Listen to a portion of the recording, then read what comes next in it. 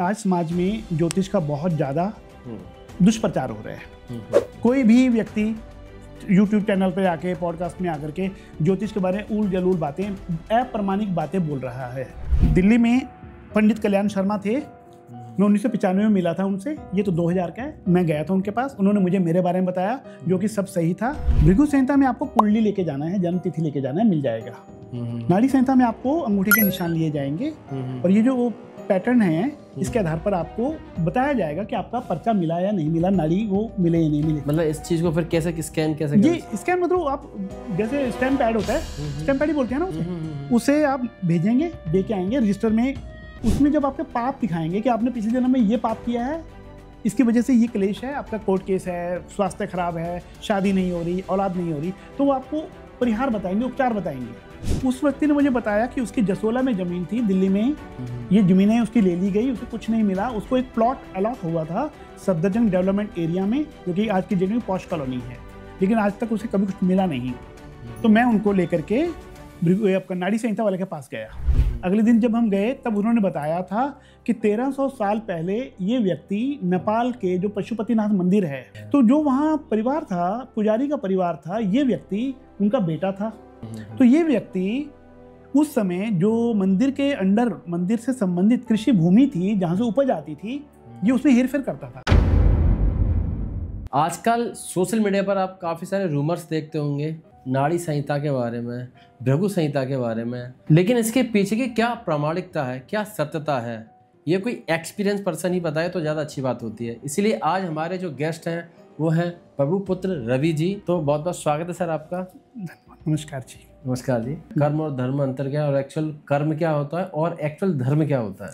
देखिए, धर्म को बहुत उलझा दिया लोगों ने, मतलब अगर डेफिनेशन, कोई फिक्स डेफिनेशन नहीं है, लेकिन शास्त्रों में जो सबसे सरल चीज लिखी है, सत्यम वद धर्मम चर। सत्यम वद धर्मम चर, कि सत्य बोलो और धर्म का आचरण करो। पहली कंडीशन ही है सत्य बोलो। अगर जीवन में सत्य नहीं तो धर्म हो ही नहीं सकता। और आज के डेट में आपको क्या लगता है? नहीं, वो आप देख ही रहे हैं। दूसरी बात यह है, अगर आप सत्य का पालन करते हैं तो धर्म अपने आप हो जाएगा। सत्य क्या है जो देख रहे हैं, सत्युग क्यों था, वो वहाँ सत्य ही सत्य था। ब्रह्म सत्यम जगत मिथ्या। अच्छा, अभी आप ऑफ कैमरा मुझे एक स्टोरी बता रही थी, वो 1300 साल पुरानी। हाँ, एक व्यक्ति जी। वो थोड़ा स्टोरी बताइएगा, थोड़ा उससे मैं कुछ कनेक्ट। ठीक है। देखिए, दो बातें हैं। आज समाज में ज्योतिष का बहुत ज्यादा दुष्प्रचार हो रहा है। कोई भी व्यक्ति YouTube चैनल पर आके पॉडकास्ट में आकर के ज्योतिष के बारे में उल जलूल बातें, अप्रमाणिक बातें बोल रहा है। लोग तो वैदिक ज्योतिष को भी नहीं मानते। वास्तव में क्या है, जो परंपरा से चला आ रहा है हमने उसे वैदिक कह दिया। और ज्योतिष का जो उल्लेख है शास्त्रों में है। गीता प्रेस गोरखपुर ने ही कल्याण नाम से पत्रिका निकालता था, ज्योतिष विशेषांक भी निकाला हुआ है। अब कल्याण पहले पत्रिका आती थी, अब शायद नहीं आती, उसके संकलन भी कर दिए। अच्छा। अब ज्योतिष की विशेषता सुनिए आप। अभी आपने जो बात कही है, मैं ज्योतिष का छात्र रहा हूँ, 35 साल हो गए मुझे सीखते हुए। एक हमारे पास पुस्तक है भृगु संहिता, और उस पुस्तक की खूबी है, कितनी है, किस किस के पास है हम नहीं जानते। आप वहाँ जाएंगे, आपकी कुंडली मिलाई जाएगी, आपको आपके भविष्य के बारे में, जीवन के बारे में बहुत कुछ बताया जाएगा, और आप सुन करके हैरान हो जाएंगे। आपको आपका पिछला जन्म भी बताया जाएगा, इस जन्म की वर्तमान घटनाएं भी बताई जाएंगी जो इन दोनों आपके साथ हो रही हैं। ये सारी चीजें वो आएंगी। और लेकिन एक चीज जहाँ है वो कमी लगी मुझे, बहुत सी चीजें जो आगे भविष्य है, आपकी जो आयु बाकी है उसमें कुछ सही नहीं होता, गलत भी हो जाता है, और आपकी जीवन मृत्यु की तिथि भी आएगी, पिछला जन्म भी बताया जाएगा, और वहाँ जो भी जाएगा 99% लोगों का मिलता ही है। और मैं आपको बता देता हूँ, भारत में जो सबसे ज़्यादा हैं, होशियारपुर में एक परिवार है, 5 परिवार लोग हैं वो, उनके पास कितना बड़ा बंडल है, कितने पेज हैं, लाखों प्रश्न हैं, वो लोग वहाँ जाके पूछ सकते हैं, पूछते हैं। सबसे पहला क्वेश्चन ये है कि मान लीजिए इतनी सारी पॉपुलेशन है, ऑब्वियसली बात सबका होगा उनके पास, तो पहली चीज़ तो ये है कि थोड़ा सा इसको ऐसे एक्सप्लेन करिए कि इंडिविजुअल किसी पर्सन का कैसे निकल जाता है डेटा। मान लीजिए 1,40,00,000 तो जी। देखिए, मैं सबसे पहले आपको बता दूं कि सुना है जो ओरिजिनल है अभी भी वो नेपाल नरेश की लाइब्रेरी में पड़ी है, जो एक्चुअल है। उसी से कॉपी करके ये जो होशियारपुर वाले हैं, इनके जो पूर्वज दादा परदादा रहेंगे, उन्होंने कॉपी करके नकल, लेकिन कितने पेज कर लिए मैं आज तक नहीं समझ पाया। उसके अतिरिक्त दिल्ली में पंडित कल्याण शर्मा थे, मैं 1995 में मिला था उनसे, ये तो 2000 का है, मेरे वाला मेरे पास नहीं है, मैं गया था उनके पास, उन्होंने मुझे मेरे बारे में बताया जो कि सब सही था। सब सही था। पिछला जन्म मेरा सरगोधा पाकिस्तान में हुआ है। आपका पिछला जन्म पाकिस्तान में हुआ? जिस दिन मैं गया था उन दिनों मेरे कमर में दर्द था, उन्होंने यही कहा था आजकल कमर में दर्द चल रहा है। अच्छा, जब पाकिस्तान में थे तो क्या लाइफ थी आपकी और कितने साल? वो नहीं बताएंगे। भृगु संहिता में जो लाइन लिखी आ गई वो पढ़ के सुनाएगा, इसलिए वो भृगु संहिता का विद्वान नहीं है, वो सिर्फ वक्ता है, पढ़ने वाला है, सिर्फ पढ़ के सुनाएगा। जो लिखा है बस वही बताएगा। थोड़ा बहुत एक्सप्लेन तो कर सकता है, डाउट क्लियर कर सकता है, लेकिन अपनी तरफ से नहीं बताएगा। अच्छा, इसके अलावा मैं एक भृगु संहिता वाला यहाँ पर एक चीज और, जैसे उन्होंने फिर फ्यूचर भी बताया, फ्यूचर की कई बातें बताई थी। ये भी कहा था मैं गुस्सा बहुत करता हूँ, गुस्सा मत करना, टीबी हो जाएगी, ये हो जाएगा, हार्ट अटैक नहीं होगा कभी, ये बातें नहीं होंगी, भविष्य में विदेश जाओगे। मैं पहले सोचता था लेकिन अब नहीं, कोई इच्छा नहीं है, कभी गया नहीं, जाना भी नहीं चाहता अब। आपको हैरानगी होगी सुन के एक बात और, शास्त्रों में भारतीयों के लिए, ब्राह्मणों के लिए 7 समुद्र पार या समुद्र पार की यात्रा करना वर्जित है। शास्त्रों में भारतीय मतलब जो इंडियंस है उनके लिए वो 7 समुद्र पार, शास्त्र है भारतीयों के लिए। मतलब जो भारतीय वो 7 समुद्र पार की यात्रा नहीं कर सकते, नहीं कर कारण शायद एक तो उनको मलेच कहा गया है, जो जाते हैं, नहीं जो रहते हैं, जो दूसरी जाति हैं, और एक मलेच एक और यवन है शायद। और उनका खान पान सबको पता है, भारतीयों को बहुत पहले से पता है, ऋषि मुनियों को। और भारत में तो जो बहुत बड़ा देश है, प्राचीन काल में 100 साल 500 साल पहले पैदल यात्रा ही करते होंगे लोग, साइकिल भी नहीं थी, तो भी दूर जाने को भी परदेसी बोल देते थे, परदेश गया। व्यापार नहीं था, रोजगार नहीं था, लोग घर से दूर, गांव से दूर, कोई व्यापारी है, कोई लाला है, कोई बनिया है, कोई साहूकार है, उसके पास नौकरी करने गए हैं, कभी 6 महीने में, साल में घर आते थे। इस प्रकार से वो भी परदेसी मान लेते थे। एक चीज और भी है इसमें, जैसे ये तो आपने भृगु संहिता की बताई, अब एक नाड़ी की बात। जी। भृगु संहिता का मैं 2 बातें और बता देता हूँ। मैं भृगु संहिता के लिए पुणे में गया था, शिरोडकर सोसाइटी में। नागपुर वालों से मैंने ऑनलाइन पूछा, हैदराबाद वालों से ऑनलाइन पूछा। ये आपने इनको सर्च कैसे किया? पता चल जाता है। अच्छा, ढूंढता हूँ मैं। अभी दिल्ली में है एक, और इसके अलावा एक बहुत बड़ा मशहूर है, मैं बोलना चाहता हूँ, मुझे याद आ गया। भीलवाड़ा में एक गाँव है कारोई। जो लोग सुन रहे हैं ध्यान से सुनिए। प्रतिभा पाटिल जी को वहाँ राष्ट्रपति बनने से बहुत पहले कह दिया गया था कि तुम राष्ट्रपति बनोगी, और ये चीज़ सोशल मीडिया पे है, और उसके बाद भी लोगों में जागरूकता आई और बहुत से लोग गए, शायद स्मृति ईरानी भी गई थी। मैं वहाँ भी गया था भृगु संहिता में। वहाँ व्यास परिवार हैं, एक ही परिवार के 5 लोग हैं, 4-5, नाथुराम व्यास, ओम प्रकाश व्यास, कैलाश चंद्र व्यास। तो मैं सबसे मिल के आया था अपने बारे में। उन्होंने कुछ बताया आपको? हाँ, बहुत कुछ बताया था, लेकिन सारी बातें हमारी सच नहीं हुई। वहाँ सच नहीं हुई? नहीं, सारी बात ही कह रहा हूँ मैं, सबके पास कुछ सच है, लेकिन सब कुछ सच नहीं होता। मैं यहाँ भृगु संहिता की 2 बातें और खूबी बताता हूँ आपको। देखिए, कोई किताब सामने पड़ी है आपके पास, आपके हाथ में कोई किताब है, कहानी है, कविता है, उपन्यास है, नॉवेल है, शास्त्र है, किसी ने उसे लिखा होगा और किसी ने पब्लिश किया होगा। पब्लिश करने वाला अलग है, लिखने वाला अलग है। लिखने वाला अलग होता है, वो बात है। लिखने वाला एक ऑथर हो गया, पब्लिशर तो किताब को प्रकाशन की बात। अगर भृगु संहिता इतनी है, देश में कहाँ कहाँ है, किस किस के पास है, मेरठ में है जैसे, किसी के पास 100 साल पहले है, किसी के पास 200 साल पहले, किसी ने दी है, तो किसी ने इसे जरूर लिखा है। भृगु संहिता में भृगु ऋषि और शुक्राचार्य जी, इन दोनों का संवाद है।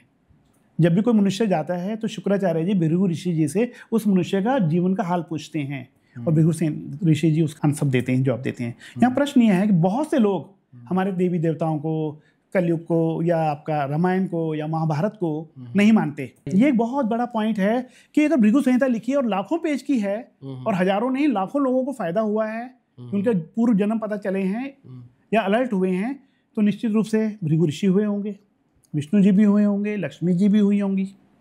अब आते हैं नाड़ी की बात पर। नाड़ी संहिताएं बहुत हैं। एक अगस्त्य नाड़ी मशहूर है, शिव नाड़ी है, और भी होंगी। मैं अगस्त्य नाड़ी वालों के पास बहुत बार गया हूँ। अगस्त्य ऋषि कौन थे? भगवान श्री राम जब वनवास गए थे तो अगस्त्य ऋषि जी से उनकी मुलाकात हुई थी। अब ये कितनी पुरानी बात है मुझे नहीं पता, 5000 साल 8000, हमें नहीं पता। अगस्त्य ऋषि ने ही वो तमिल में लिखी है। तमिलनाडु में वैद्येश्वरन कॉयल नाम का एक विलेज है जहाँ सबके पास है ये पुस्तक। उन्होंने तो एक ही लिखी होगी, उसकी कॉपियां की गई हैं सारी। ये सारा तमिल है, और ये तमिल कैसी है? आम बोलचाल के जो आज के लोग तमिल बोलते हैं वो नहीं है। किस तरह, जैसे कबीर साहब दोहे बोलते थे, तो उस तरह से उन्होंने कपलेट बोलते हैं हम दोहा। जैसे कि देखा जाए, जैसे कि थोड़ा सा यहाँ थोड़ा कोट करूँगा, सॉरी फॉर दैट। जैसे कि अगर मैं 2000 साल पहले जाऊँ तो जो अशोक के जो शिलालेख मिले हैं, तो पत्थर पे लिखे हुए शिलालेख मिले हैं, ठीक है। अगर 4000 साल पहले कुछ लिखा गया होगा तो सारी चीजें वो फिर माउथ वाली होंगी, जैसे कि आपसे सुना, फिर वहां से सुना, फिर उसको किसी को उतार लिया। नहीं, तो कैसे हुआ? ये ताड़ पत्र है ज्यादातर। ताड़ एक पेड़ होता है, ताड़ के पत्तों पे लिखा गया, और एक भोजपत्र होता है, भोजपत्र जो जैसे तंत्र मंत्र जो बनाते हैं, तो ताड़ पत्र है ये। तो ताड़ मतलब 4,000 सालों से ये सेफ होंगे अभी तक? सेफ हैं, सेफ है। अभी दिखाता हूँ आपको, इसके भी प्रमाण देता हूँ। बताइए। सबसे पहले हम नाड़ी संहिता की बात खत्म कर देते हैं। भृगु संहिता में आपको कुंडली लेके जाना है, जन्म तिथि लेके जाना है, मिल जाएगा। नाड़ी संहिता में आपको अंगूठे के निशान लिए जाएंगे, और ये जो पैटर्न है इसके आधार पर आपको बताया जाएगा कि आपका पर्चा मिला या नहीं मिला, नाड़ी वो मिले या नहीं मिले। मतलब इस चीज को फिर कैसे स्कैन कैसे ये स्कैन मतलब आप जैसे स्टैम्प पैड होता है, स्टैम्प पैड ही बोलते हैं ना उसे आप भेजेंगे, दे के आएंगे, रजिस्टर में एंट्री करेंगे वो, और आपका एड्रेस ले लेंगे, फोन नंबर ले लेंगे, और आपको 1-2 दिन बाद बता देंगे, या आप खुद कॉल करके पूछेंगे मिला या नहीं मिला है। बता सकते हैं सिर्फ अंगूठे की? बिल्कुल बिल्कुल बिल्कुल। वहां जाके आपको पहले बैठे जैसे हम बातचीत करके आपसे कुछ नहीं पूछेंगे, माँ बाप का नाम कुछ नहीं पूछना, और आपने बताना भी नहीं। वो क्रॉस वेरीफाई करते जाएंगे कि आपके माता पिता का नाम ऐसा है या वैसा है, आपने हाँ या ना में बताना है कि हाँ ऐसा है या नहीं है। जैसे नाम नहीं लेना। जैसे वो कहेंगे कि आपके माता का नाम 2 अक्षर में है, किसी देवी के नाम पर है, किसी नदी के नाम पर है, तो जब ये माँ का नाम मैच हो गया, पिता का मैच हो गया, भाई बहन आपका आ गया, सबसे पहले वो ये कहेंगे कि आप अपने परिवार के पहले सदस्य हैं, बड़े हैं, या सबसे छोटे हैं, या बीच वाले हैं। इस तरह से एक तरह से फिल्टर करके जहां उन्होंने 2 बातें पूछी, तीसरी बात गलत हुई तो उस पर्चे को हटा के दूसरा पत्र लाएंगे। इस प्रकार से सब कुछ होने के बाद आपकी डेट ऑफ बर्थ भी पूछी जाए, उसमें आएगी, लिखी हुई आएगी, और ये भी आएगा कि आज 48 साल के 50 साल के हैं आप, आज इस समय आए हैं यहाँ पर। अच्छा, उसके अलावा हमारी दशा भी पता उसमें सब कुछ आएगा। और उसके बाद जब उन्हें लग गया कि हाँ सब कुछ मैच हो गया, उसको हटा के उससे रिलेटेड जो कोडिंग करके रखे हैं वो आपको बताएंगे। अब यहाँ आ जाइए नाड़ी संहिता में, मैंने आपको वो बता दिया। एक शिव नाड़ी है, मैंने शिव नाड़ी से जो पता किया था वो शायद हैदराबाद से था। दिल्ली में कई जगह हैं, मेन बता दिया वैदेश्वर कॉयल में है, वहाँ की भी लिमिटेशंस बताता हूँ मैं। भृगु संहिता में आपको कोई उपाय नहीं बताया जाएगा, पंडित जी सिर्फ अपनी दक्षिणा लेंगे देने की, दिखाने की। लेकिन नाड़ी संहिता में जब आप जाएंगे या देखेंगे, मैं यहाँ किसी का प्रचार नहीं कर रहा हूँ, सिर्फ आपके ज्ञान के लिए बता रहा हूँ, समाज के कल्याण के लिए बता रहा हूँ। जब आप नाड़ी संहिता के लिए जाएंगे तो वहाँ पर वो आपको आपका पिछले जन्म का भी बताएंगे, उसके लिए शायद पैसा भी लेते हैं कि पिछले जन्म में क्या थे, उसका पैसा भी लेते हैं, अलग से लेते हैं, इसका अलग से है, फीस है जो भी है। और उसके बाद उसमें जब आपके पाप दिखाएंगे कि आपने पिछले जन्म में ये पाप किया है, इसकी वजह से ये क्लेश है, आपका कोर्ट केस है, स्वास्थ्य खराब है, शादी नहीं हो रही, औलाद नहीं हो रही, तो वो आपको परिहार बताएंगे, उपचार बताएंगे। उसमें वो 20, 25, 30 हज़ार रुपये ले लेते हैं। अच्छा, क्योंकि 43 दिन की पूजा वहाँ करेंगे वो थ्रू। ये इसको मैं पाखंड बोल सकता हूँ या नहीं? मैं बता रहा हूँ, मैंने कम से कम 10 लोगों का पता किया है, मुझे कोई फायदा नहीं हुआ, तो उससे बचना है हमें। लेकिन उससे पहले आप अपने पिछले जन्म जानिए, अपना वर्तमान जानिए, और आपको सिर्फ ये फायदा होगा कि आप जान जाएंगे कि आप इंसान हैं, पहले भी थे, मनुष्य जन्म कई बार मिल जाता है, एक बार नहीं। 84 लाख योनियों वाला पॉइंट गलत है, उसको मैं भी सबूत दूंगा आपको। तो ये अब आइए पॉइंट पे, मजेदार पॉइंट पे। हम जिस समाज में रहते हैं, हमें मनुष्य हैं, सबसे ज्यादा विवेक मनुष्य के पास है। अगर मैं आपको कहूंगा कौवा कान ले गया, तो आपको ध्यान रखना, मुझे ध्यान रखना है, कान चेक करना है। समाज में बहुत से केसेस हुए हैं, आजकल ज़्यादा हो रहे हैं, पहले भी थे। कभी कभी कोई मनुष्य मृत्यु से लौट के आता है, 1-2 केस सुने हैं, आजकल भी ज़्यादा हैं।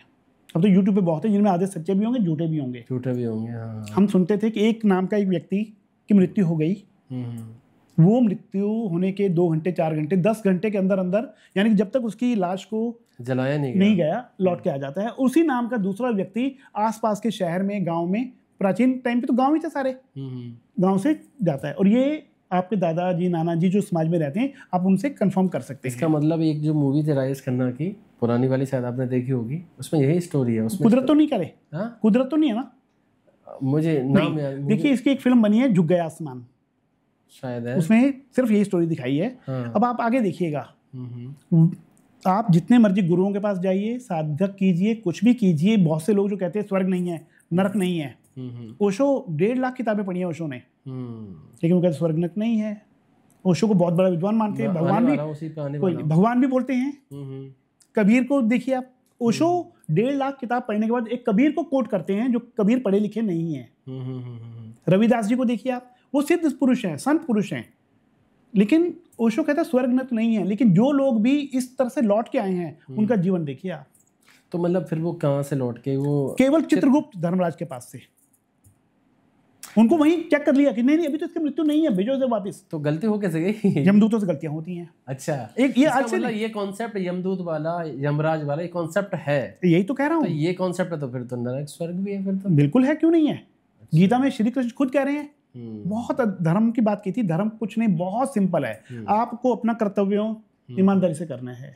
गीता में श्री कृष्ण ने यही कहा है कि जो कर्म मिला है, कर्म तो करना ही है, लेकिन ईमानदारी से करोगे, उसी कर्म के आधार पर पाप और पुण्य बनेंगे। अच्छा, अब यहाँ पर मुझे एक थोड़ा सा, पहले तो मैं एक वो वाली स्टोरी जानना चाहता हूँ, फिर मैं यहाँ पर बोलिए, कौन सी? वो जो 1300 साल पहले जो व्यक्ति जन्मा था, उसके बाद वो स्टोरी एक बार। मैं अक्सर लोगों से मिलता हूँ, नाटक वगैरह देखने जाता हूँ, दिल्ली में रहता हूँ, तो टाइम पास करने के लिए कभी कहीं तो कई जगह मुझे ऐसे लोग मिल जाते हैं, पास बैठते हैं सीट पे, तो परिचय हो जाता है, नमस्कार वगैरह। तो कभी कोई अपनी दुख सुनाता है तो मैं जिससे ज़्यादा प्रभावित हो जाता हूँ कि चलो इसकी मदद करनी चाहिए। तो एक व्यक्ति मुझे मिला, उसके बाद वो मेरे घर आया, तो इतना सारा बंडल लेके आया था, जिसमें वाजपेयी की चिट्ठियाँ, अडवाणी की चिट्ठियाँ, सब चिट्ठियाँ थी, मंत्री होने के बावजूद, सांसद होने के बावजूद।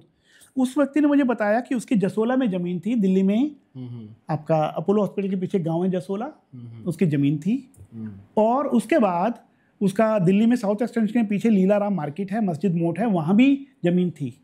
ये जमीनें उसकी ले ली गई, उसे कुछ नहीं मिला। उसको एक प्लॉट अलॉट हुआ था सफदरजंग डेवलपमेंट एरिया में, जो कि आज की डेट में पॉश कॉलोनी है, लेकिन आज तक उसे कभी कुछ मिला नहीं। तो मेरे पास जब आके अपने दुख भरी बात सुनाता था, तो मैं इस चीज़ों को जानता हूँ, ज्योतिष के बारे में जो, तो मैंने कहा चलो आपके बारे में पूछ के आते हैं। तो मैं उनको लेकर के आपका नाड़ी संहिता वाले के पास गया। वहाँ जाके पहले हमने उनका दे दिया। अगले दिन जब हम गए तब उन्होंने बताया था कि 1300 साल पहले ये व्यक्ति नेपाल के जो पशुपतिनाथ मंदिर है, तो आप इससे एक बात और पता चलेगी कि नेपाल का मंदिर कम से कम 1300 साल पुराना तो है। तो जो वहाँ परिवार था, पुजारी का परिवार था, ये व्यक्ति उनका बेटा था, उस पुजारी, इसका भाई भी था, इसके पिता भी थे। ये सारा परिवार शिव मंदिर के, पशुपतिनाथ मंदिर की पूजा में, सेवा में लगे हुए थे। तो ये व्यक्ति उस समय जो मंदिर के अंडर, मंदिर से संबंधित कृषि भूमि थी जहां से उपज आती थी, ये उसमें हेरफेर करता था। इसके पिता जो ज्यादा धार्मिक प्रवृत्ति के थे, उन्हें ये बात बुरी लगती थी। इनका भाई भी इस वजह से इसके पिता और इसके भाई के साथ इसकी अनबन रहती थी, क्योंकि ये बेईमानी करता था। और किसी अंत में परेशान होकर के शायद इसके पिता की मृत्यु हो गई थी, आत्महत्या की है, जो भी है, निराश हो गए उन्होंने। मान लो उन्होंने जो कुछ बताया, आपने सत्य प्रमाणित कैसे कर ले हो सकता है? तो देखिए, दो बातें हैं। हम यहाँ कोट कैसे करते हैं, समझते कैसे हैं कि ये जो आदमी आया है, इसकी बीमारी वही तो है जो बता रहा है। ये आदमी इसलिए नहीं है कि मेरी शादी नहीं हो रही, ये आदमी इसलिए नहीं है कि मेरी औलाद नहीं हो रही, शादी भी है, औलाद भी है, बच्चे भी हैं। ये तो इसलिए गया है कि मेरी संपत्तियां गई, मेरी जमीनें चली गई। अच्छा, तो उसके बाद फिर उन्होंने फिर क्या रिप्लाई था? उनको कहा था कि काठमांडू जाइए और वहाँ ये करके आइए, उपचार वगैरह जो बताया था। मैंने ऑफिस से छुट्टी भी ली थी, लेकिन वो आदमी जाने को तैयार नहीं था। शायद मुझे नहीं लगता कल्याण, उसे विश्वास नहीं हुआ, और मुझे नहीं लगता कि कल्याण भी होता उसका। क्यों? ईश्वर ने जो विधाता ने लिख दिया उसको कोई भी नहीं बदल सकता। अच्छा, इस स्टोरी से एक चीज़ तो निकलती है, इसका मतलब ये है कि कर्म तो गिने जाते हैं। मैं तो आपको कुछ और भी बता रहा हूँ। हाँ। मैंने अपने भाई का बताया, उसको भी ऐड कीजिए, मेरे भाई वाला। हाँ, बताइएगा। जो मैंने आपको बताया था कि मेरा भाई, जिसकी मैं 62 हूँ, मेरे भाई की उम्र 56-58 के बीच में है। और जब वो 5-6 साल के थे तो उनकी आंखों में प्रॉब्लम हुई थी कुछ, हमने नोट किया हुआ शायद पहले भी। उसके बाद 82 में दिल्ली आ गए थे वो। 82 से आज 2025 हैं, वो 40-45 साल से एम्स में चक्कर लगते ही रहते हैं। समझ जाइए कितनी रिश्तेदारी होगी उसकी एम्स में। 45 साल से चक्कर काटते। उनकी एक आंख में रोशनी बिल्कुल नहीं है और एक आंख में थोड़ी सी रोशनी है। इस जन्म में बहुत सज्जन हैं, किसी को दुख नहीं देते, परेशानी नहीं, सबको कोऑपरेट करते हैं। तो मैं उनके लिए भी गया था भृगु संहिता वाले पंडित कल्याण शर्मा जी के पास, शायद 1995 से बाद में गया था। प्रारब्ध चेक कर रहे जी, कि भाई इसकी वजह क्या है। तो उन्होंने बताया था इसने पिछले जन्म में जो डॉग के छोटे बच्चे होते, पिल्ले, पपीज, उनकी आंख में तीर मारा था। इसलिए हमें विश्वास होता है कि उसने कोई और कारण क्यों नहीं बताया। तो वहाँ लिखा हुआ है, अपने मन से नहीं कह सकता, वहाँ लिखा हुआ है। बिल्कुल अपने मन से। इस हिसाब से तो ये है कि हर व्यक्ति से कोई ना कोई गलती होती है। नहीं, हाँ सुनिए, बड़ी शानदार चीज, इस दुनिया में जो भी आया है, या तो अभिशाप भोग रहा है या वरदान लेके आया है। हाँ, पर हम सब ये मृत्यु लोक कॉम्बो इसको मृत्यु लोक बोलेंगे। मृत्यु लोक है, हाँ, कॉम्बो है। आपने और हमने बहुत पाप पिछले जन्मों में जो पाप किए, जो संचित कर्म है, उनमें से कुछ पाप और कुछ पुण्य लेके आते हैं उसी के आधार पर हमारे जीवन में कॉम्बो क्यों कहा, किसी के जीवन में दुख ज़्यादा है सुख कम है, किसी में सुख ज़्यादा है दुख कम है। ऐसा कोई भी नहीं है जो कह दे कि मेरे जीवन में कोई दुख नहीं था, या कोई कहे मेरे जीवन में कोई सुख नहीं था। हाँ, ये चीज़ है। अच्छा, तो फिर इस हिसाब से जो भी व्यक्ति है, तो मान लो दुख आ रहे, परेशानी आ रही है, ये समझ के झेल ले के चलो मेरे प्रारब्ध है। ज्ञान यही कहता है, गीता यही कहता है, गीता में स्पष्ट कहा है कृष्ण ने कि तुम्हें स्वर्ग नरक तो मिलेगा ही मिलेगा, कोई मेहनत नहीं है इसमें। हर आदमी से जो भी काम करोगे अच्छा होगा या बुरा होगा। जितने अच्छे कर्म है उसके लिए स्वर्ग जाना है, वहां पुण्य क्षीण होने के बाद फिर मृत्यु लोक में आना है। जितने पाप करोगे नरक में जाना है, नरक में जो पापों का दंड मिल गया उसके बाद फिर आना है। यहाँ आपको एक चमत्कार की वाली बात बताता हूँ। हर आदमी को 3 सजा मिलती है। 3 सजा? एक 3 तरह की? 3 बार सजा मिलती है। समझिए कैसे, सुनिए। हर व्यक्ति को उसके कर्म की, पाप की 3 सजा मिलती हैं। इस दुनिया में आप और हमने जुगाड़ से, किसी ने किसी मर्डर कर दिया, किसी ने किसी का रेप कर दिया, हमने सबसे पहले तो पुलिस को खरीद लिया पैसे से, नहीं तो चलो वकील खरीद लिया, जज भी जज खरीद लिए। हाँ, होता है। आप यहाँ तो बच गए, लेकिन दूसरा आदमी है जिसे सजा मिल गई 10 साल 15 साल 20 साल जो भी थी, दोनों तरह के लोग हैं। लेकिन इसके बाद हमें स्वर्ग नरक भी मिलेगा, वहां नहीं बचेंगे आप। मतलब मान लो कि जो इस कर्म की सजा थी हमने यहाँ काटी, उसके बाद ही वहां भी काटनी है। अच्छा। तीसरा, जब आप स्वर्ग नरक भोग लेंगे उसके बाद इस दुनिया में आके कई बार पशु के जन्म भी मिलेंगे, और उसके बाद वही व्यक्ति जिसको आपने दुख दिया था जब इस दुनिया में आएगा, फिर आपको उसके साथ पति या पत्नी या भाई या बंधु, फिर तीसरी सजा वहां भोगनी है आपने। अच्छा, तो यहाँ एक मेरा छोटा सा क्वेश्चन है। मैंने बचपन से सुना है कि ऊपर वाले की मर्जी के बिना पत्ता भी नहीं है। बिल्कुल है। तो हम जो कर्म कर रहे हैं तो ऊपर वाले की मर्जी के बिना कर रहे हैं, खुद से कर रहे हैं? इसका तो जवाब मैंने आपको पहले दे दिया। अगर भृगु संहिता, नाड़ी संहिता में 5000 8000 साल पहले लिखा है, तो आप हम बहुत ज्यादा स्वतंत्र नहीं है, बहुत ज्यादा नहीं है। इसका एग्जाम्पल दे दूं? बिल्कुल दीजिए, बड़े ध्यान से सुनिएगा। ये उनके लिए जो भक्त हैं, जो अपना कल्याण चाहते हैं और सचमुच जीवन का उद्धार करना चाहते हैं। हर आदमी को पता है कि हराम की नहीं खानी, दलाली नहीं लेनी, रिश्वत नहीं लेनी। पुलिस वालों को पता है, वकीलों को पता है, सब बड़े अफसरों को पता है, नेताओं को पता है। लेकिन सच्चाई क्या है? सब कर रहे हैं बेईमानी। दूसरी बात, आपने किसी का हक मार लिया, आपको देने तो आना पड़ेगा। आपके अंदर जमीर भी आता है, आपको मैं कह भी रहा हूँ कि भाई ये तेरा भाई है, या तूने इसका 10 लाख लिया, तुझे अगला जन्म लेना पड़ेगा इसके लिए, तू तेरे पास है, दे दे 10 लाख, तब भी नहीं दे रहा। आना पड़ेगा, नहीं, बिल्कुल आना पड़ेगा। आप आजकल जो केस चल रहे हैं पति पत्नी के, आज से नहीं, मैंने मेरी जिंदगी में 3 केस ऐसे हैं। शादी की पहली रात को ही पत्नी पति से अलग हो गई थी, और वो बड़े अफसर का बेटा है, मैं नाम नहीं लूंगा, बहुत बड़े अफसर का बेटा। पहले ही रात को अलग हो गई थी, और 2 बार, ये 1982-83 की बात है, और एक बार उससे पहले की है, क्योंकि मेरे टीचर थे, मेरा प्रोफेसर है वो। और फिर उसके बाद उसकी शादी नहीं हुई कभी। और उसका दिल्ली का केस है वो, ये केस सहारनपुर का पहला केस जहाँ मैं कॉलेज में पढ़ता था। दूसरा जो है दिल्ली का है, इसमें वो हरियाणा का लड़का है, उसकी शादी हुई, उसने लव मैरिज की, लड़की अच्छे परिवार की थी, शायद जैन थी, नॉनवेज खाता था, सास ने खूब दहेज कड़े बड़े बना दिए शादी करने के बाद, और वो लड़की 15-20 दिन महीने बाद चली गई। कोई लड़का नॉनवेज खाता था, सुअर खाता था और दारू पीता था खूब। हाँ, मतलब क्या कहते हैं, आचरण उसके सही नहीं थे। अब पहला केस हो गया। उसी लड़के का दूसरा केस 2 जुलाई डेट 2017, 18, 19, 20 जो भी होगी, 18, 19 होगा। मैं गया था शादी पे, मेरे ब्लॉक में ही रहते थे। माँ बाप ने फिर शादी की, लड़की गुड़गांव की है। लड़की को पता चल गया आचरण का, और वो लड़की नवरात्रों में चली गई घर वापस, कभी नहीं आज के बाद उसका। यहाँ गलती किसकी मानी जाएगी ये बताओ? भाग्य है, भाग्य नहीं छूटता। मतलब एक तो एक चीज़ तो ये है, लड़की का भविष्य खराब होता है ना दोनों का। देखिए उन दोनों लड़कियों का भविष्य खराब हुआ, बिल्कुल हुआ। और जो व्यक्ति है अब वो उनको दंड देने आए थे और खुद के उसके बेविचार थे। यहाँ और चीजें देखिए, वो माँ बाप जो सीधे हाथ से चाहे 100 रुपये दान नहीं करते होंगे, दोनों केसेस में 5-5, 10-10 लाख गए उसके। बिल्कुल। शादी में 10 लाख तो लगा होगा, 5 लाख आराम से। लड़की के भी लगे होंगे, जिंदगी भी लगी, दाग भी लग गए। और ये आज की कहानी नहीं है। आज बड़े बड़े फिल्म स्टार, क्रिकेट के स्टार सुन रहे हैं ना, तलाक हो रहे हैं। इसके पीछे ये थोड़ा बहुत ज्यादा चल रहा है, क्या मैटर है आजकल? ये भी है। अच्छा, मुझे ये भी बताइएगा, आजकल ये भी है कि पतियों को मारने वाले ये देखिए क्या है ये इसका कोई भी विधाता ने जो विधान में लिख दिया कोई नहीं बदल सकता। आप ये देखिए ना, एक बार शादी हुई, 1 दिन 2 दिन नाम तो लग गया ना, दूसरी शादी उसके बाद हाँ बिल्कुल नाम लग गया, बदनामी भी हुई, बदनामी भी है। लोग डिप्रेशन में भी जाते हैं, 1 बार 2 बार। आपको और चमत्कार बताता हूँ जो आप ये कह रहे हैं इससे ज़्यादा खतरनाक है। 498A धारा, इस पे इतने केस चल रहे थे। लड़की ने लड़के पे इल्ज़ाम लगा दिया दहेज हत्या का, लड़का भी जेल में, उसकी माँ भी, बहन भी, सब जेल में। फिर धीरे धीरे हमारे जुडिशरी को अकल आई कि इसमें फ्रॉड केस ज़्यादा है, 420 के केस ज़्यादा है, सबसे ज़्यादा। इसको थोड़ा सा उन्होंने रिलैक्स किया कि अब तुम पहले जांच करो, जेल में बाद में डालना। अभी आपने सोशल मीडिया पे देखा होगा कि एक 17 साल का बच्चा है और उसकी जो टीचर है वो अराउंड 40 साल की है, ठीक है।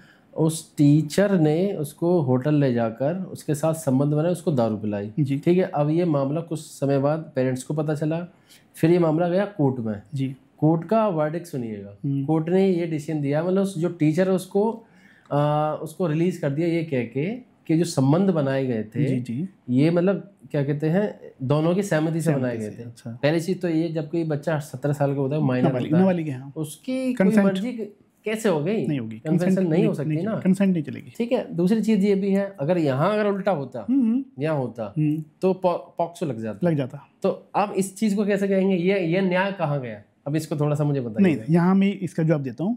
आप ये भूल जाइए कि इस संसार में इंसाफ होता है अदालतों में, खासतौर पे भारत में। आज 5 करोड़ मुकदमे वो हैं जो दर्ज हैं अदालतों में, काफी साल से चल रहे हैं। 5 करोड़ तो वो हैं जो दर्ज हैं। ऐसे बहुत से मुकदमे जो लिखे ही नहीं जाते, लोग जाते ही नहीं है। रेप केसेस करने कोई गरीब थाने में नहीं जाता, क्योंकि उनको मारने धमकाने की धमकियां। पुलिस नहीं, आप आम आदमी पुलिस पे नहीं जा सकता, उनकी लैंग्वेज ऐसी है पुलिस के। हाँ, बहुत हार्श लैंग्वेज है। मैं बहुत झेला है, सब कुछ जानता हूँ, लिखा है इसी बारे में। अब आप ये देखिए, ये वो मुकदमे हैं। एक और सुनिए, बड़ी चरित्र अजीब बात है, थोड़ी रिलेट कर सकते हैं आप अदालतों के बारे में, सरकार के बारे में। अगर आपको लगता है कि सरकार कुछ कर सकती है, नहीं, ये सारा ईश्वर अपने पास रखता है। सुनिए, कभी सुना है मोहल्ले में लोग चिटफंड डालते हैं, कमेटी डालते हैं? हाँ, होता है, बहुत होता है, बहुत होता है। ऐसे नहीं हो रहा। लोग कहते हैं ये मार्केट है, इसके पिताजी ने दुकान चलाई थी 30 साल पहले, अच्छी तरह जानते हैं, और आज करोड़ों रुपए लेके लोग भागते हैं। कोई बहुत भाग गए। इस तरह की जो कमेटी होती है ना, और लोग अक्सर डूबते हैं इसमें, भाग जाते हैं, नीयत खराब हो जाती है सामने वाले की। दूसरा ये है कि इसका कोई लिखा पढ़ी नहीं है, ये कैश का लेन देन है, इसमें कोई केस नहीं बनता। हरियाणा में कई गांव हैं जहां लोगों ने 100-100 करोड़ रुपया सबने मिलके एक एक व्यक्ति को दिया है ब्याज के लालच में। और पढ़िएगा, बहुत 100-100 करोड़ रुपया लेकर के भागे। MLM क्या है? यही है मल्टी मार्केटिंग, ये तो यही है, फ्रॉड। राष्ट्रीय सहारा, वो सुब्रतो राय ने क्या किया? एक PACL है भंगू, 65,000 करोड़ रुपया लूटा है लोगों का। 20 साल हो गए इस बात को। 65,000 करोड़ डाल दिए भंगू, MLA था शायद। अच्छा, आप जैसे प्रीवियस बता रहे, आपने बताया था फाइनेंस मिनिस्ट्री में थे, किस उपाधि पर थे आप? मैं रिटायर्ड हूँ, सेक्शन ऑफिसर। अच्छा जी। तो आपने उस चीज़ को बड़े देखा होगा। मैं ऑफिस में कहीं भी जाता हूँ तो हर चीज़ को ऑब्जर्व करता हूँ, तो मतलब आपने कुछ ऐसा क्या देखा, कुछ शेयर करना चाहेंगे? किस चीज़ पे? मतलब सरकार के मंशा पर या लोगों के काम करने के रवैये पर? पहले तो आप ये देखिए, सतयुग की बात शुरू करेंगे हम। सतयुग में क्या था? सत्य था, कथनी और करनी एक थी, ठीक है। आज की डेट में आप समझ लीजिए, आप किसको पैसे दीजिए, पैसा वापस नहीं करता, भाई नहीं देता। ये बैंक फ्रॉड है, NPAs हैं, लोन लेके डिफॉल्टर हैं, बैंकों के लोगों को नहीं पता। मैं आपको बता देता हूँ, कहने को तो हमने राष्ट्रीयकरण कर दिया, नेशनलाइजेशन इंदिरा गांधी ने कर दिया बैंकों का। उसके बाद उससे पहले क्या था? प्राइवेट सूदखोर थे, महाजन थे, आपने लिया, आपको निचोड़ेंगे वो। हम बचे हुए थे। जब से नेशनलाइजेशन हुआ है, अगर विजय माल्या पैसे लेके भागता है और सरकार उस बैंक को फिर क्या करते हैं, कुछ द्वारा फंड्स देती है, पैसा सारा हमारा बजट का पैसा है, मेरा पैसा है, आपका पैसा है वो। और जो भी बताया सरकार का नियत की बात कर रहे हैं, सरकार को सब पता है, महंगाई बुराई नहीं करना चाहते हम सरकार की। लेकिन ये जो एक चैनल नहीं था, अभी मैंने आपको सिर्फ भंगू का सहारा वाले का बताया, शारदा घोटाला बंगाल में हुआ था। उसमें उड़ीसा के, बिहार के, बंगाल के शायद 1 करोड़ से ज़्यादा लोग फंसे हुए हैं, गरीब लोग थे सारे। मतलब कहीं ना कहीं ये सारी बात आती है, फिर से हम उसी टॉपिक पर आ जाते हैं, क्योंकि ये सरकार नहीं करेगी, सरकार सरकार नहीं कर सकती। निर्भया कांड हुआ था ना, आपको पता है, हमें पता है, उस समय पूरा देश हिल गया था, लोगों को लगता पता नहीं क्या हो जाएगा। जस्टिस वर्मा कमेटी बनी थी, रूल भी बदला है, कुछ पॉक्सो वाला चेंज किया है, क्या उसका रेप होने बंद हो गए? अभी भी होते हैं, नहीं होंगे, कभी खत्म नहीं होंगे। इसमें हम सरकार को दोष नहीं देंगे, सरकार वो चलाता है। नहीं तो फिर ये तो आदमी की नियति वाली बात है। सरकार वही चलाएगा। अच्छा, कहीं ना कहीं एक चीज़ मुझे यहाँ बताइए, आप जैसे बता रहे हैं, ये तो एक होगी इंडियन सिविलाइजेशन, एक होती वेस्टर्न सिविलाइजेशन।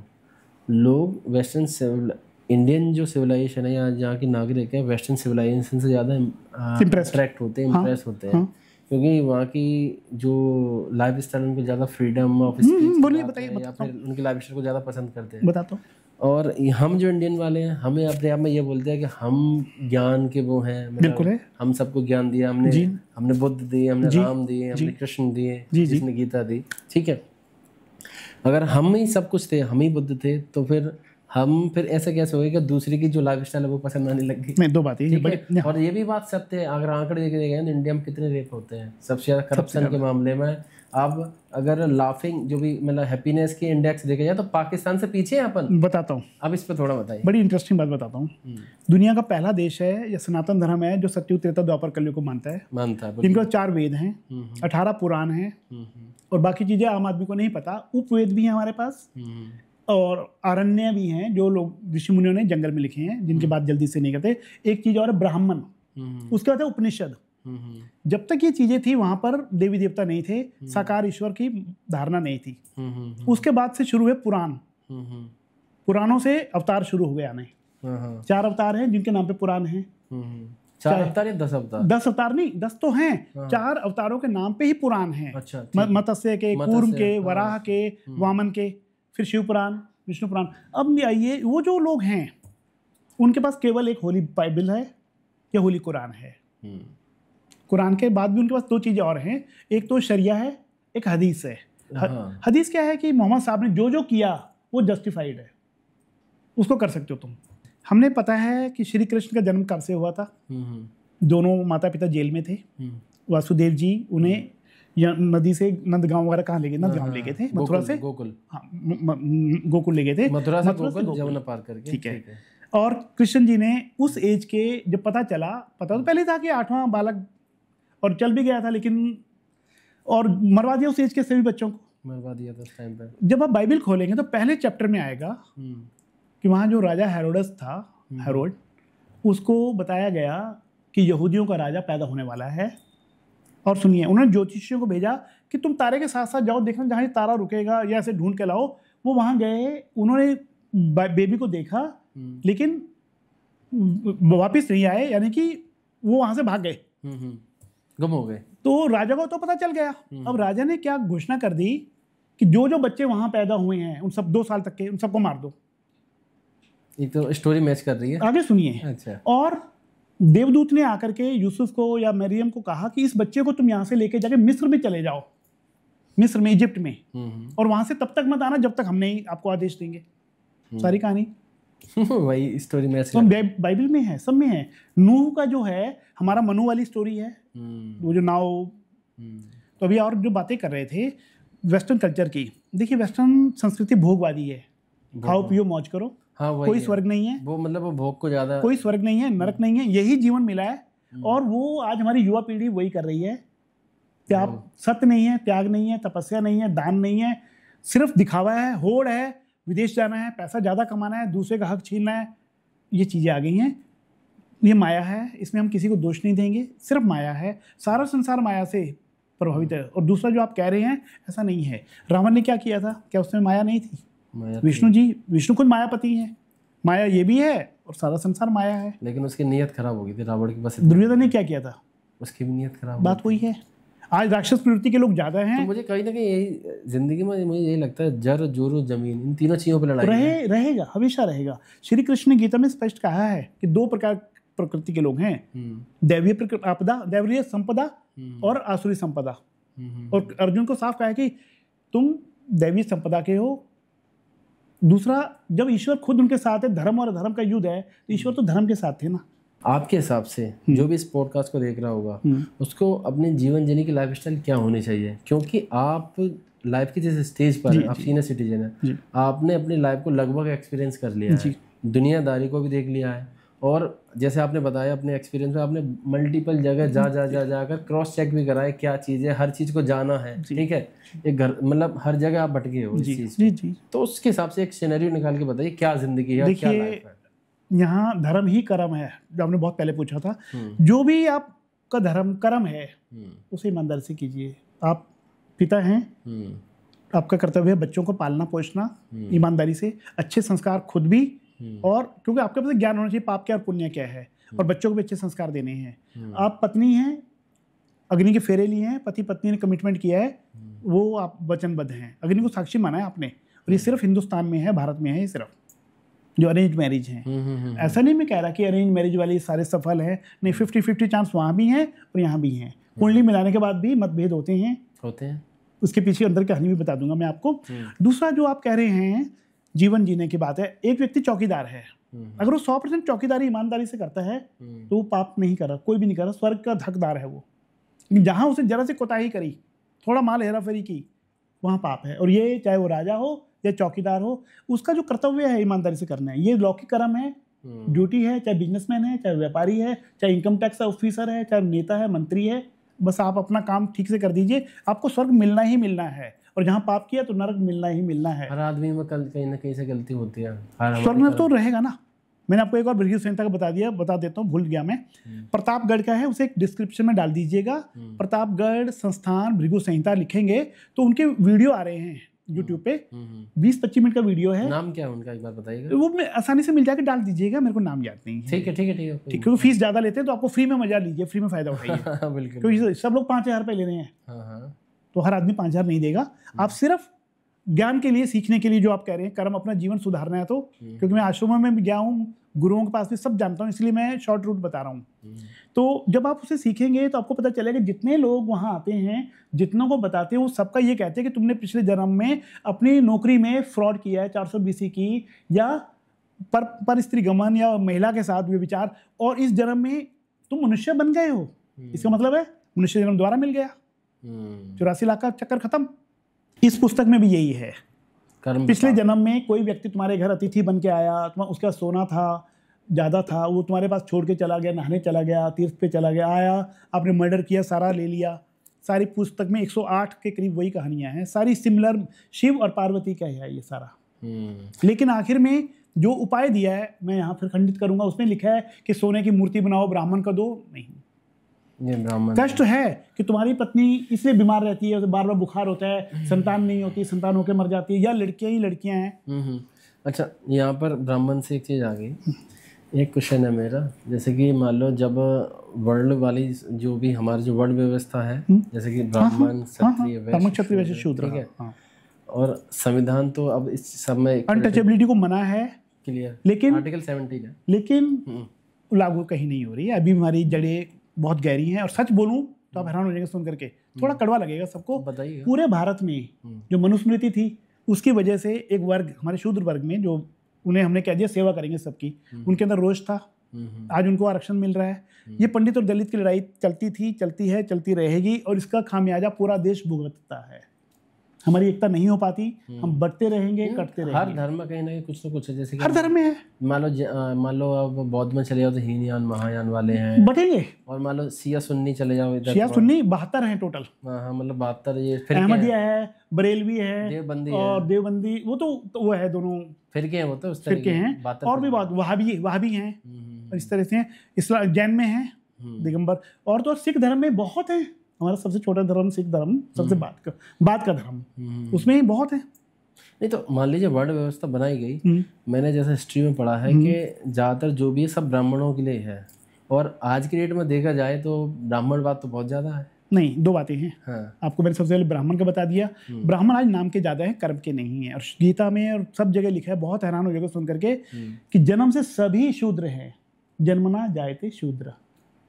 शूद्र ब्राह्मण का द्विज दूसरा जन्म तब होगा जब उसका उपनयन संस्कार होगा या जनेऊ होगा, उसके बाद ही वो शास्त्र पढ़ने का अधिकारी है। उससे पहले हाँ, आजकल प्लस क्रिश्चियनिटी में बैप्टाइज किया जाता है, बपतिस्मा वो भी पानी में। इस्लाम में भी बताया था आपको, सुन्नत, खतना, सरदारों में अमृत छकते हैं। तो एक्चुअली ये सारी एक ही परंपरा है। तो ब्राह्मण तो नाम से आप मान लीजिए, जो शुक्ला लिख रहा है तिवारी, एक चीज कहीं ना कहीं, जैसे कि आपको नहीं लगता कि इंडिया में जितने भी आक्रमण हुए कहीं ना कहीं हमारे हिंदू ये मैथोलॉजी की वजह से ही हुए, और बौद्ध धर्म का भी निकलना एक वो साइंटिफिक धर्म बोला जाता है, उसको बौद्ध धर्म का भी निकलना ये हमारे ये वर्ण व्यवस्था की वजह से ही हुआ। देखिए, वर्ण व्यवस्था की वजह से हमारा आपसी मतभेद थे, हैं और रहेंगे। आज भी कई बार सुनते हैं, शूद्र के बारे में सुना है, कहीं कोई घोड़ी पे बैठ के जा रहा है, मूंछ रख ली, तो हम एक नहीं हो पाते। बिहार में या फिर यूपी में, राजस्थान में हैंडपंप से पानी नहीं पी सकते। अगर पहले ये था कि आप मान लो गाँव जा रहे हो तो पीछे झाड़ू टांग के फिर निकलो गाँव में, ये कहा जाता है, और ये उनके अंदर जो है आज तक खत्म नहीं हुई, ना कभी होगी, और ये बातें बार बार आती हैं। और यहाँ एक बात है, मैं कुछ चेंज करके बताता हूँ आपको, इसका दूसरा नजरिया देखिए, आप हैरान हो जाएंगे सुन करके। गीता में श्री कृष्ण ने खुद कहा है कि सारे वर्ण मैंने बनाए हैं, गीता में है। अब आप और जाइए, वर्ण क्या है? वर्ण के अंदर जातियां भी हैं। जातियां हैं। वर्ण में था ब्राह्मण का काम है दान देना, लेना, अध्ययन करना, कराना और यज्ञ करना और कराना। लेकिन आज तो ब्राह्मण सेवा कर रहा है, नौकरियां कर रहा है। अब जो शूद्र का मतलब था सेवा करना, आज तो कई ब्राह्मण दलितों की सेवा कर रहे हैं। और क्षत्रियों का काम था रक्षा करना। अब आइए इससे बड़ी बात पर, हम स्वीपर से बड़ी नफरत करते थे, लेकिन क्या हम घर में खुद सफाई नहीं करते? खुद से करते हैं। क्या उनके बिना हमारा समाज चल सकता है? नहीं चल सकता। दिल्ली में बार बार कहते थे कि हड़ताल कर दी उन भाइयों ने, सफाई कर्मियों ने, तो क्या हालत हो जाती है? कचरा कचरा हो जाता है। आप हम नाई को कहते हैं, ब्यूटी पार्लर वाले वही काम कर रहे हैं आज, बस थोड़ा तरीका बदल गया है, काम तो वही कर रहे हैं। दर्जी को हम बेशक मानते हैं, ओबीसी में ला दिया कई चीजों। कुम्हार है, जो काम कुम्हार करता था, मिट्टी के बर्तन थे, सोने के बर्तन हैं, मुरादाबाद में स्टील के, पीतल के जो भी हैं, वो काम तो वही है ना सारा। अब यही चीज़ है, मतलब मैं कुल मिला के कहानी वही आ जाती है। हम तो जाति और वर्ण व्यवस्था में जा रहे हैं, लेकिन मेरा ये क्वेश्चन था वो ये था कि जो भी मान लो हमारे यहाँ और भी जो धर्म पनप गए, या फिर जो विदेशी धर्म यहाँ आ गए, इसकी वजह सही हमारा धर्म रहा या नहीं रहा? नहीं, फूट डालो राज करेगा मतलब यही था। जब अंग्रेज आए थे, उन्होंने देखा ये तो आपस में लड़ते रहते हैं राजे रजवाड़े। उससे पहले जातियां लड़ती हैं आपस में, जातियों में उससे बहुत दूर चले गया। इसका मतलब हमारा स्क्रिप्चर, मतलब जो हमारे उसमें ही गलती है। आपको कुछ और बता रहा हूँ, बताइएगा। गढ़वाल है, मालूम है ना? गढ़वाल में शायद टिहरी गढ़वाल, पौड़ी गढ़वाल और अल्मोड़ा का कोई एरिया, 3 हो गए ना। आप उनको पहाड़ी बोल दो अल्मोड़ा वालों को, या गढ़वाली बोल दो, नाराज हो जाएंगे। रीजन? तो गढ़वाली नहीं है, अल्मोड़ा के हम लोग, उत्तराखंड के हैं या रानीखेत के हैं। अच्छा। वो अपने को गढ़वाली नहीं कहना चाहते, पहाड़ी कह दो चल जाएगा, पहाड़ी सभी हैं। लेकिन इसके पीछे की वजह क्या है? बस सबने बहुत सारे वो पाल रखे हैं, पूर्वाग्रह पाल रखे हैं। हम श्रेष्ठ हैं, कोई भी श्रेष्ठ नहीं है। कर्म से आप और हम अपने घर में मल मूत्र साफ करते हैं। हमारे घर में कोई बीमार होता है, पति पत्नी, हम खुद उसके टॉयलेट साफ करते हैं। तो इसमें और करना भी चाहिए। मान लो दूसरी बात यह है कि किसी को कर्म के हिसाब से उसकी स्टेटस नहीं, मतलब लेकिन ये घुसा हुआ है, मजबूर है, काम भी कराना है। हमारा सीवर बंद हो जाता है, हम बुलाते हैं नहीं बुलाते? बिल्कुल है। उसका काम कितना कैसा समझते हैं आप, बताइए। बहुत। अच्छा, अब आपको एक इंटरेस्टिंग कहानी और बता दूं। हम जातियों के नाम पे लड़ रहे हैं, इसके बिना गुजारा भी नहीं है, ठीक है ना? टाटा पारसी है, रतन टाटा जी चले गए। वो जब भारत आए थे तो कुछ लोग ही आए थे, उनके सरनेम क्या हैं? मुझे जानकारी नहीं, आप बताइएगा। टाई वाला, धोती वाला, टोपी वाला, पालकी वाला और पेंटर। एक बहुत बड़ा है, बहुत बड़ी कंपनी का पेंटर, ये उनके सरनेम है, ये इनकी जातियां हैं। वो नहीं जातियों को उन्होंने अपने, और हमारे यहाँ जाति के नाम पे हमने, अगर कल को कोई लोग टाटा को बोलते हैं कि तेरे पास इतना पैसा है, तो अपने पारसी खत्म हो रहे हैं, शायद दुनिया में 5-10 हज़ार ही हैं मुश्किल से, शादी भी आपस में कर रहे हैं, बहुत जल्दी खत्म हो जाएंगे। अगर टाटा भी यही करता कि मैं तो अपने देश के लिए करूँगा, अपने समाज के लिए करूँगा, अपनी जाति के लिए करूँगा, क्या ना उसने। और हम उसी को लेकर बैठे हैं, मेरी जाति की। हम जातियों में लड़ते हैं, हमेशा लड़ते हैं जातियों में। अच्छा, अभी उस केस को क्या बोलेंगे? अभी इटावा में एक केस हुआ है जहाँ पर कोई शायद यादव जाति का व्यक्ति था जो कि एक कथा करता था, मतलब ये कथावाचक था। अब उसको, अच्छा, हाँ, आपको अभी शायद इसकी पता होगा आपको। हाँ, सुना 20-25 दिन पहले कुछ हुआ है, 1 महीना। उसको इस तरह से उसको ब्रीफ किया गया कि मतलब वहाँ की जो ब्राह्मण जो लोग थे उसको मारा पीटा, उसको सर मुंडवा दिया उसका। अब ये कहाँ तक सही है? नहीं, देखिए, सबसे पहले कोई भी शास्त्र उठा लीजिए, मनुस्मृति को थोड़ी देर के लिए एक साइड कर दी, जहाँ ब्राह्मणों को सुपीरियरिटी दिया है, लेकिन वहाँ भी खूबियाँ हैं। लोगों ने मनुस्मृति के उस पार्ट को लेके, जैसे अंबेडकर ने जलाई है, उनका गुस्सा जायज है। निश्चित रूप से हम 2 लोग सामने बैठे हैं, एक दूसरे से नफरत करेंगे तो नफरत के बदले नफरत ही मिलेगी, प्यार के बदले प्यार मिलेगा। सत्य बात है। लेकिन मनुस्मृति बहुत अच्छी अच्छी बातें भी हैं, उसमें ब्राह्मण के लिए भी सजा लिखी है। हमने उनको सुपीरियरिटी देके कुछ रिलैक्सेशन तो दिया है। बाकी जितने शास्त्र हैं सब में लिखा है कि हर मनुष्य को अपना कल्याण करने का अधिकार है। आज से 100 साल पहले हम पढ़े लिखे नहीं थे सारे आदमी, तो संस्कृत पर कुछ लोगों का विशेषाधिकार था, शास्त्रों पर था। आज हमारे पास पुस्तकें हैं, सोशल मीडिया है, पैसा है, यूट्यूब है। आप कोई चैनल खोलिए, जैन का सुनिए, सिख का सुनिए, किसी का भी धर्म का ज्ञान सुनिए, आप ज्ञान भी ग्रहण भी कीजिए, अपने बच्चों को भी सुनाइए। रही बात उन्होंने क्यों किया है, शायद उनकी रोजी रोटी की वजह से किया होगा कि हमारे पेशे पे लात पड़ती है। कहीं ये नहीं लिखा कि कोई शूद्र नहीं पढ़ेगा शास्त्र। अच्छा, अब आपकी बात में पता एक चीज़ निकल गई, आपने बोला उन्होंने ऐसा किया होगा, रोजी रोटी पे लात पड़ती है। तो कहीं ना कहीं कोई चीज़ जब चीज़ें रूल्स रेगुलेशन लिखे जाते हैं तो उस तरह की सामाजिक कंडीशन को देखते हुए, भौगोलिक कंडीशन को देखते हुए लिखे जाते हैं। अब समय के साथ साथ धार्मिक चीज़ें बदल जाती हैं, सामाजिक चीज़ें बदल जाती हैं, भौगोलिक चीज़ें बदल जाती हैं, सब कुछ बदलता है। तो उस हिसाब से शायद हमें बदलाव भी अपनाना चाहिए। लेकिन हम क्या होते हैं कि उसको अब एकदम रिजिड, कंजर्वेटिव, हाँ, मान के बैठ जाते हैं। ये अपने में बहुत गलत बात है। अच्छा, कुरान के साथ भी यही, हदीस में भी, हदीस के साथ भी यही हो रहा है। इवन अगर मैं मनुस्मृति की बोलूँ, उसके साथ भी हम यही कर रहे हैं। मनुस्मृति का मैं आपको एक पॉइंट बता देता हूँ। मनुस्मृति कोड ऑफ कंडक्ट है। आज जो संविधान है कितने देशों से लिया है? जर्मनी से भी आया, कनाडा से भी आया है, ऑस्ट्रेलिया से भी लिया है, कहीं से फंडामेंटल राइट्स, कहीं से इमरजेंसी। मनुस्मृति उस समय का एक कोड ऑफ कंडक्ट था। ठीक है, ब्राह्मणों में, दलितों के प्रति, शूद्रों के प्रति एक बहुत गलत था। अब इसमें सुनिए, न्याय करते समय उसका 1/4 अधर्म, अन्याय करने वाले को, अगर न्याय हो रहा है ठीक है, अगर अन्याय हो रहा है तो उसमें जो अधर्म कर रहा है उसका 1/4 हिस्सा झूठे गवाह को, एक जो अन्याय कर रहा है गवाही वाला, अन्याय करने वाला, 1/4 सभासद जो दरबारी बैठे हैं, जैसे चीरहरण हुआ था तो जितने बैठे थे, जो देख रहे थे, चुप थे, और 1/4 राजा को। मनुस्मृति ये भी लिखती है, इसको भी ध्यान रखिएगा। अब आगे आ जाइए। जब द्रौपदी का चीरहरण हुआ तो सारे गुरु बैठे थे, कृपाचार्य, द्रोणाचार्य, भीष्म पितामह, सब बैठे थे। सब लोग, 2 लोग थे जिन्होंने विरोध किया था और दोनों ही बचे हैं महाभारत के युद्ध में। एक विदुर है, एक अश्वत्थामा।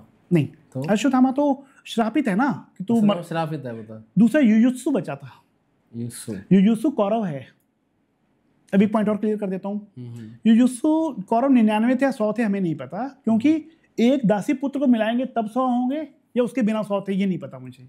युयुत्सु दासी पुत्र है, युधिष्ठिर, धृतराष्ट्र की दासी का पुत्र है, और विदुर भी दासी पुत्र है। और श्री कृष्ण अगर दासी पुत्र के घर जाके दुर्योधन का खाना छोड़ के उसके घर खाते हैं तो बताइए वर्ण व्यवस्था कहाँ गई? वो तो धर्म के साथ थे ना। और युयुत्सु क्यों बचा? जो जो धर्म युद्ध में धर्म के साथ से सब बचे हैं। हालांकि कृतवर्मा, 5 पांडव और द्रौपदी और। अच्छा, महाभारत और रामायण को लेकर काफी कुछ कॉन्फ्लिक्ट होते हैं। जैसे कि अभी हम महाभारत की बात कर रहे हैं। महाभारत के हिसाब से लोग इस पे बताते हैं कि कुछ ये कहानियां हैं, लोग कहेंगे ठीक है, कहेंगे कहानियां हैं। रामायण को भी कहानियां बताते हैं। राहुल गांधी ने राम को काल्पनिक बोल दिया था। वो तो कोर्ट में इन्होंने लिख के दिया था कि राम सेतु वाजपेयी के टाइम पे, किसके टाइम पर काल्पनिक है। उसे तो नासा ने क्या बोलते हैं, वो सैटेलाइट से एडम ब्रिज बोला है।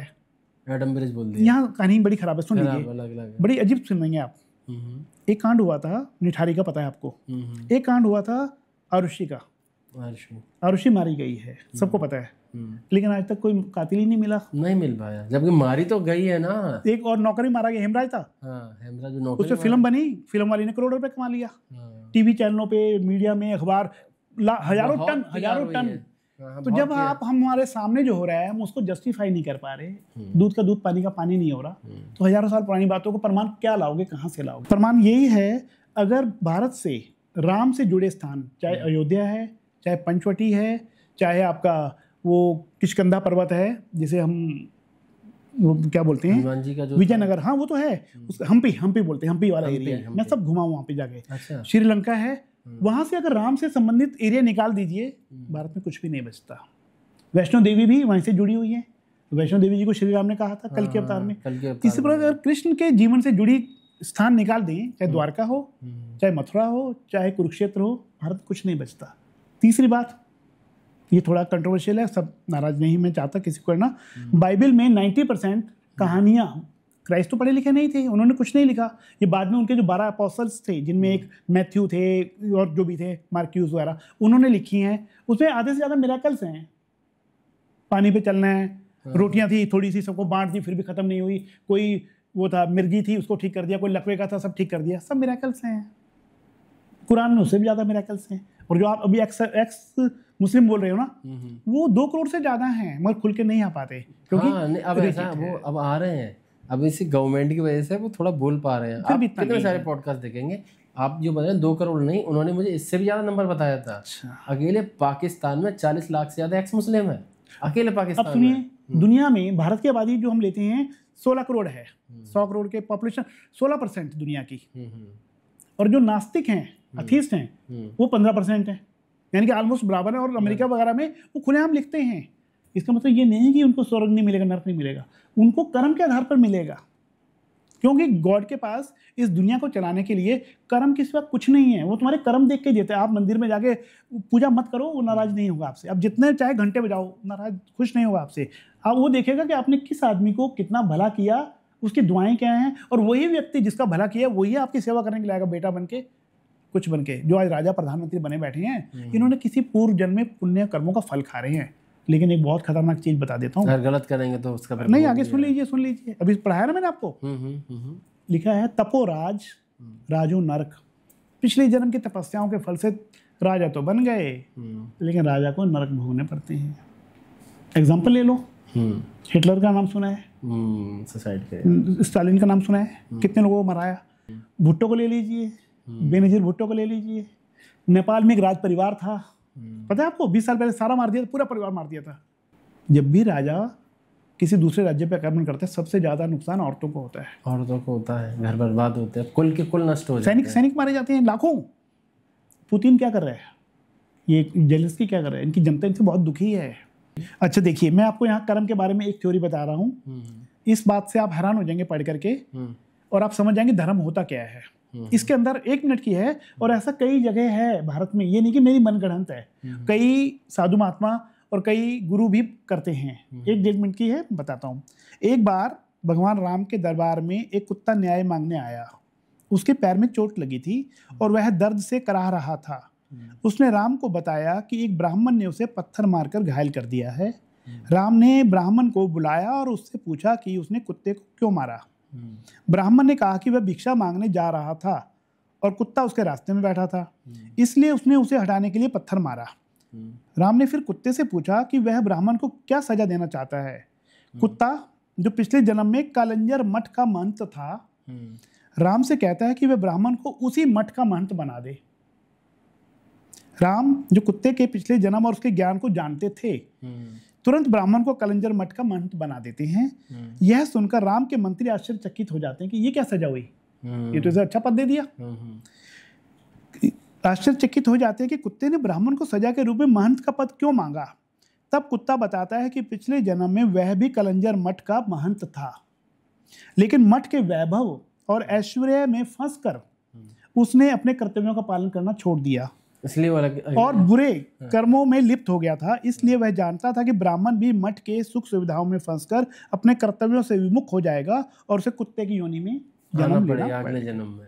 अब आप जो एक बात कहना चाहते थे, इस संसार में जो भी मनुष्य अपने कर्तव्यों का निर्वाह ठीक से नहीं करता, चाहे वो मठाधीश हो, चाहे राजा हो, चाहे सरकारी बाबू हो, चाहे मीडिया वाला हो, भोगना पड़ेगा। अच्छा सर, मेरा काफ़ी कुछ तर्क अभी भी है और काफ़ी चीज़ माइंड में है। चलो 1 घंटा हो चुका है। हाँ, 1 से सवा घंटा हो गया, लेकिन एक्चुअली में ऐसा है कि पॉडकास्ट की सीमा मालूम है, क्योंकि उससे ज़्यादा हम करेंगे मुझे मालूम है। ठीक है, काफ़ी कुछ माइंड में अभी भी है। मुझे एक कॉन्क्लूजन बताइए, जैसे आप ये किताब आप लेके आए कल की लीला, एक बार शो कराइए कैमरे पर। ये है, बहुत सारे कॉन्सेप्ट है इसको लेकर, कल की इसके बारे में 2 बातें बता देना चाहता हूँ। हाँ, इसको थोड़ा बताइएगा। अभी आप बात कर रहे थे कि क्या सब कुछ पहले से तय है। उड़ीसा में जगन्नाथपुरी है, ये कलयुग का धाम है। सतयुग का धाम बद्रीनाथ, त्रेता का भगवान राम ने रामेश्वरम बनाया, द्वापर का धाम द्वारकाधीश, और कलयुग का धाम ये है। 600 साल 550-600 साल पहले पंच सखा जो जगन्नाथ प्रभु जी के ही मतलब सहयोगी मानिए, ईश्वर के द्वारा ही उन्होंने 600 साल पहले जो लिखा है उसमें यह है कि किस प्रकार के कलयुग के अंत में ये जो जगन्नाथ मंदिर में क्या क्या घटनाएं होंगी, किस प्रकार से विदेशी आक्रमण करेंगे, किस प्रकार भारत गुलाम होगा या किस प्रकार वर्ल्ड वार चलेगा, आजकल इसके बारे में यूट्यूब चैनल पर बहुत सी चल रही हैं। लेकिन दुख की बात है, ये पुस्तक उसने लिखी है जो 35 साल का रिसर्चर है, विद्वान है, क्योंकि उड़िया भाषा में है। लेकिन एक आज इसके आड़ में खूब चल रहा है, वो क्या है, द्वंद्व क्या है। हम जब पंचांग खोलते हैं भारत का, तो उसमें पंचांग आता है हर साल, क्योंकि हमारा नया साल जो 14 नवरात्रों से शुरू होता है, चैत्र नवरात्रों से नया साल, तो उसमें जो पंचांग आएगा तो पढ़ेंगे कि 10वां अवतार जो होगा विष्णु जी का, कल की अवतार संबल में होगा, खुर्जा के पास, बुलंदशहर के पास। लेकिन इसके अनुसार कल की अवतार हो चुका है और उड़ीसा के जाजपुर डिस्ट्रिक्ट जो कटक से 60-70 किलोमीटर दूर है, वहां पर है। उसकी कुंडली भी बता रहे हैं, सच झूठ मुझे नहीं पता। और जिस समय की कुंडली बताई जा रही है उसमें 5 ग्रह उचके हैं, राहु केतु को मानोगे तो 7 ग्रह उचके हैं, केवल शनि और बुध को छोड़ दीजिए। अब आगे देखिएगा, आज की डेट में एक नाम नहीं लेना चाहता, जो जिसकी सबसे ज्यादा कमाई कर रहे हैं, वो अपने पुत्र को ही कल की बता रहे हैं। दुख होता है। मैं समझ गया। एक तरफ तुम कह रहे हो कि दुनिया नाश हो जाएगी, विश्व नाश हो जाएगा, और दूसरी तरफ तुम धन ऐंठ रहे हो। सभी गुरु, सभी आश्रमों में वो कह रहे हैं दुनिया खत्म होने वाली है, कुछ नहीं साथ जाएगा। शमशान घाट जाते हो, और खुद ही शमशान घाट जाते हो, वहां का जो आचार्य जी है वो क्या करता है, हमारे उत्तर में भारत में जो डेड बॉडी मृत्यु होती है किसी की, तो बुढ़िया या ओल्ड लेडी को शॉल उड़ाई जाती हैं। वो सारी शाल उतार करके फिर घर वाले कहते हैं एक तो रहने दो, चलाता है, बाकी सारी बाजार में बिकती है। हाँ, लौट के मार्केट में आती है, सत्य बात है। पोस्टमार्टम करने वाला जो शरीर है, रेप करते हैं उनके साथ, कई बार पकड़े गए हैं शराब पी करके। पाकिस्तान में कब्र में करता था एक आदमी, भारत में पकड़े गए 1-2 लोग। तो अब देख लीजिए धर्म कहाँ है। नहीं। और मैं इस पे मानता हूँ, इस पे 600 साल पहले सब पाकिस्तान तक के लिए लिखा था, पाकिस्तान जब नहीं था। तो अब देख लीजिए कि बहुत कुछ इस दुनिया में, संसार में प्रायोजित है, स्क्रिप्टेड है। तो जो भी देख रहे हैं वो खरीदनी नहीं है ये पुस्तक। ना मैं किसी ज्योतिषी का प्रचार कर रहा हूँ, ना मैं भृगु संहिता का, नाड़ी संहिता का, सिर्फ आपके ज्ञान के लिए डिस्क्रिप्शन में डाल देंगे जो पॉडकास्ट, वो ज्योतिष के भृगु संहिता का फ्री है। आप जानिए, अपना कल्याण कीजिए, सीखिए। इस गीता में एक पॉइंट लिखा है कि जो मेरी इस गीता को पढ़ता है या औरों को बताता है, मैं उससे खुश हूँ, मैं वो मेरा सबसे बड़ा भक्त है। मैं अपना ज्ञान, जो थोड़ा बहुत एक्सपीरियंस है, अनुभव है, खट्टे मीठे, मैं कोई थोप नहीं रहा हूँ किसी के ऊपर, ये मेरे हैं, आप भी जानिए। मतलब ऑब्वियसली बात है, आपने जो इन सारी किताबों का कंठस्थ जो भी ज्ञान अपने सामने से संचित किया है, उसका आप एक सार बता रहे हैं। हाँ, बस कर्म, आप अपना कर्म, एक बच्चा है या प्राइवेट नौकरी करता है, अगर वो काम ठीक करता है, उसका मालिक उससे खुश रहेगा। मतलब ओवरऑल मैं अगर इसको कंक्लूजन निकालूं तो सीधी सी बात ये है, कर्म और कर्म भोगने आना पड़ेगा, ईमानदारी से कर्म करो। हाँ, लास्ट में सिर्फ एक बात कहेंगे हम कि देखिए, कोई भी आदमी आंखें बंद करके कर्म करेगा, या अच्छा होगा या बुरा होगा, उन दोनों में या स्वर्ग जाएगा या नरक जाएगा। आना है, आके फिर भी जो गीता में मुख्य बात कही है, जो गीता ने वेदों, शास्त्रों को सबको सिंप्लीफाई किया है, वो ये है कि अगर मोक्ष चाहिए, मोक्ष के बारे में लोग बहुत भ्रमित हैं, तो मोक्ष के लिए तो तुम्हें निष्काम कर्म करना है, या सभी जो कर्म हैं उसके फल का त्याग करना है, या सारे कर्म मुझे अर्पण कर दो। और साथ में कहा है समदृष्टि, ब्राह्मण में, हाथी में, कुत्ते में, चंडाल में संभाव है, द्वेष नहीं करना। क्यों? सारी सृष्टि मैंने बनाई हो, कह रहा है मैंने भूत प्रेत, जितने भूत हैं, भूत मतलब सारे प्राणियों को मैंने बनाया है, इसलिए कोई बुरा नहीं है। तो नफरत मत करना किसी से, ईर्ष्या द्वेष मत करना, बदला लेने की मत सोचना। जैसे ही तुमने सोचा बदला लेना है, कर्म संचित हो गए, कर्म जुड़ जाएगा। तो आपको मरते दम तक के एक पॉइंट और ऐड कर देता हूँ, अगर आप मोक्ष के बारे में जानना चाहते हैं, जड़ भरत की कहानी देखिए, बस समझ जाएंगे मोक्ष कैसे मिलता है, किसको मिल सकता है। ये आप यूट्यूब पे देख लीजिएगा, 1-2 मिनट की कहानी भी है, गूगल पे मिल जाएगी, तो आपको पता चलेगा मोक्ष किसे मिलता है और स्वर्ग नरक किसे मिलता है। That's all. आप अपने वर्डों में बताएं तो क्या हो सकता है? नहीं, जो जड़ भरत थे वो कोई राजा थे, मृत्यु के ऑलमोस्ट विरागी थे, लेकिन मरते समय उनके मन में जो हिरण था, हिरण को देख के आ गया कि इसका क्या होगा मेरे बाद, या वो पीड़ित था, तो उनको अगला जन्म हिरण का लेना, जो अंतमति सोगति वाला पॉइंट था, अगला जन्म हिरण का लेना पड़ा था। लेकिन हिरण का जन्म लेने के बावजूद भी उनको बुद्धि थी, तो बच गए। अगला जन्म उन्हें मिला जड़ भरत का। उसे जड़ भरत क्यों कहते हैं? 3 जन्म हो गए ना उसके। उस जन्म में उसने कोई रिएक्शन नहीं किया दुनिया में। मोक्ष का अधिकार तो पहले ही था, नया कर्म कोई ऐड नहीं किया। तीसरे जन्म में उसकी भाभी भाई वगैरह जो देते थे, कुछ भी 10 दिन पुरानी रोटी दी थी खाली, कोई रिएक्शन नहीं, उन्हें कुछ किया ही नहीं कर्म, मोक्ष मिल गया। तो यही चीज़ है, आखिर में जो मति है वो प्लस सीधी बात है निस्वार्थ कर्म करो वो मोक्ष है। नहीं, यहाँ एक गलती है।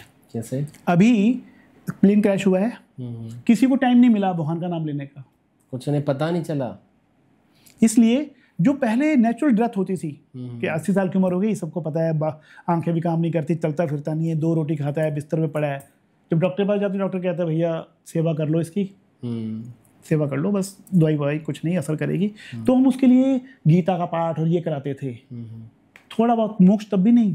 अंतमति में लिखा है शास्त्रों में, स्त्री का स्मरण कर लिया तो क्या बनेंगे, पैसे का स्मरण किया तो क्या बनेंगे, इसलिए कहते भी जहाँ धन गड़ा होता है वहाँ पे सांप होते हैं।